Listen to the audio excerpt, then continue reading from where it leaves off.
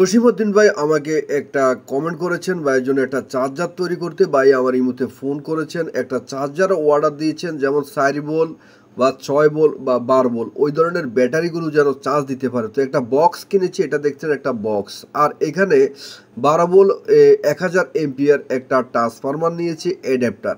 তো এটা আপনিও নেবেন যদি আপনি এই ধরনের একটা চার্জার তৈরি করতে পারেন। এখানে একটা ক্যাপাসিটার 25 ভোল্ট 2200 এম্পিয়ার একটা ক্যাপাসিটার নিয়েছি, কারণ হচ্ছে ক্যাপাসিটার না হলে ভালো ভোল্টেজ পাওয়া যায় না। এখানে দেখতে পাচ্ছেন রেকটিফায়ার ডায়োড SB100 SB8100, এই রেকটিফায়ারটা নিলে অনেক ভালো হয়, এটা খুবই ভালো। 1K একটা রেজিস্টার নেবেন এবং 1K রেজিস্টারের সাথে একটা এলইডি সিগন্যাল লাইট। এখানে দেখতে পাচ্ছেন দুইটা নিয়েছে ক্লিপ, একটা সুইচ আর দুইটা নাট। এইগুলো দিয়ে আপনার তৈরি করতে পারবেন একটা চার্জার। এখানে দেখতে পাচ্ছেন চার্জার চার্জ দেওয়ার জন্য কেবল আর এসি একটা তার নিয়েছি। তো এগুলো কিভাবে আপনি রিপেয়ারিং করবেন, সম্পূর্ণ ভিডিওটা কন্টিনিউ করলে আপনিও শিখে যেতে পারবেন এই ধরনের চার্জারগুলো কিভাবে তৈরি করা হয়।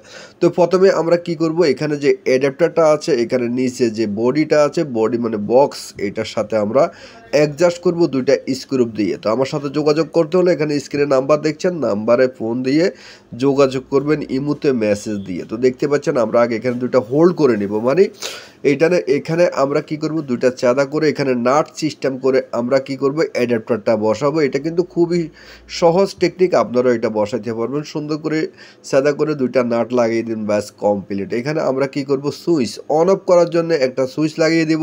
তো দেখতে পাচ্ছেন আমি একটা সুইচ লাগিয়ে দিচ্ছি এখানে 3 পিনের। তো এটা কানেকশন কিভাবে করবেন সহজ পদ্ধতিতে আমি বসাইয়ে দিব। এখানে ক্যাপাসিটার, কারণ হচ্ছে গাম দিয়ে ক্যাপাসিটারটা এখানে বসাইয়ে দিলে দীর্ঘক্ষণ টিকবে। তো গামটা একটু শুকাক, আমরা কি করব, এসি কানেক্টরটা দিয়ে দিব। তো এসি কানেকশনে আপনি দেখছেন লাল দুইটা তার আর এখানে কালা দুইটা তার। এখানে উল্টা পাল্টা নয়, যেটাতে যেটা মনে হয় আপনি যেটাতে যেটা মনে করেন এটা লাগাইবেন, কোনো সমস্যা নেই।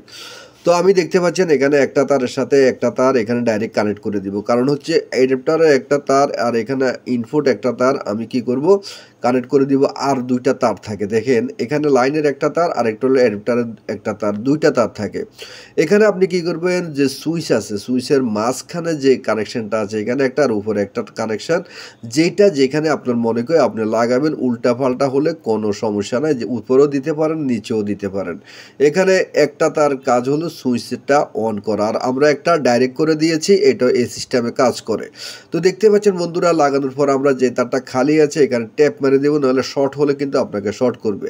ক্যাপাসিটারটা এইখানে বসাই দিলাম সুন্দর করে। রেকটিফায়ারের দুইটা যে পজিটিভ কানেকশন আছে দুটাকে এক করে এখানে ভালো করে আমরা কানেকশন করব, কারণ হচ্ছে এখানে পজিটিভ ভোল্টেজ আউটপুট করব।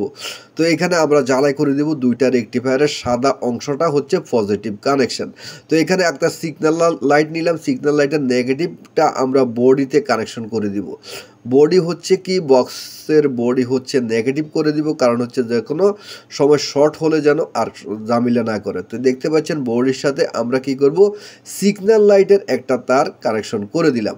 তো এখানে আমরা যে অ্যাডাপ্টারের দুইটা কালো তার আছে আউটপুটে, এখানে রেকটিফায়ারের দুইটা কানেকশন করে দিয়েছি, আর হলুদ তারটা আমরা ক্যাপাসিটারের নেগেটিভে কানেকশন করে দিয়েছি। এখানে একটা বিশেষ বিষয় দেখেন, এই দুইটা রেকটিফায়ার কানেকশন কিন্তু আমরা ক্যাপাসিটারের পজিটিভে কানেকশন করে দিয়েছি, আমাদের কানেকশন শেষ। এখানে 1K রেকটিফায়ারটা আমরা কি করব, ক্যাপাসিটারের যে পজিটিভ টার্মিনাল আছে এখানে দিয়ে দেব, আর নেগেটিভ থেকে একটা তার নিয়ে আমরা বডিতে লাগাই দিব। তো হলুদ তারটা এখানে নেগেটিভ হয়েছে, যেহেতু আমরা একটা চিকন তার নিয়ে কি করব, আমরা ওই বডিতে এলইডি লাইট যেটা লাগাইছি সিগন্যাল লাইট এখানে লাগিয়ে দিলাম, বডি কানেকশন হয়ে গেল। তো দেখতেই পাচ্ছেন। তো এইভাবে কানেকশন করে নেবেন, প্রয়োজনে আপনি ভিডিওটা স্কিপ করবেন না, আপনি কি করবেন, ভিডিওটা একটু দাঁড়া করে রাখি আপনি এটা করবেন। তো কানেকশন করা কমপ্লিট হয়ে গেছে। এখন কি করব, আমরা ব্যাটারি চার্জ দেওয়ার জন্য একটা কালো তার একটা লাল তার, এখানে কিন্তু আপনি উল্টা পাল্টা করতে পারবেন না, কারণ এইখানে হলো মূল কাজ। এখন ক্যাপাসিটিটা হয়ে গেছে 25 ভোল্টের, অনেক ক্ষমতা সম্পূর্ণ, কারণ হচ্ছে এখানে উল্টা পাল্টা দিলে ব্যাটারি নষ্ট হয়ে যাবে এবং ব্যাটারি আপনার চার্জ খেয়ে ফেলবে। তো দেখতে পাচ্ছেন আমরা লাল তারটা কি করব, যেখানে ক্যাপাসিটারের পজিটিভ কানেকশন আছে রেকটিফায়ারের পজিটিভ কানেকশন এখানে জ্বালাই করব, আর নেগেটিভটা আমরা ক্যাপাসিটারের নেগেটিভ মাইনাসে কানেক্ট করব। এখানে দুইটা ক্লিপ লাগাই দিবেন, ক্লিপ লাগাইলে অনেক সহজ হয় আপনাকে যে কোনো কিছু কানেক্ট করতে বা যে কোনো কিছু চার্জ দিতে। এখানে আপনাকে একটা বলি, যদি 4 ভোল্ট আপনি ব্যাটারি চার্জ দেন তাহলে 10 মিনিট দিবেন, যদি 6 ভোল্ট দেন তাহলে আধা ঘন্টা দিবেন, যদি 12 ভোল্ট ব্যাটারি চার্জ দেন তাহলে 1 ঘন্টা চার্জ করবেন। সারাদিন চার্জে রেখে দিলে আইটেমটা নষ্ট হয়ে যাবে, অতিরিক্ত চার্জের কারণে ব্যাটারিও নষ্ট হয়ে যাবে, আপনারা এটা খেয়াল রাখবেন। তো ধন্যবাদ। এই যে দেখতে পাচ্ছেন আমি কিন্তু 2টা ক্লিপ লাগাইছি, এখন আমরা চেক করব কিভাবে এটা চার্জ হয়।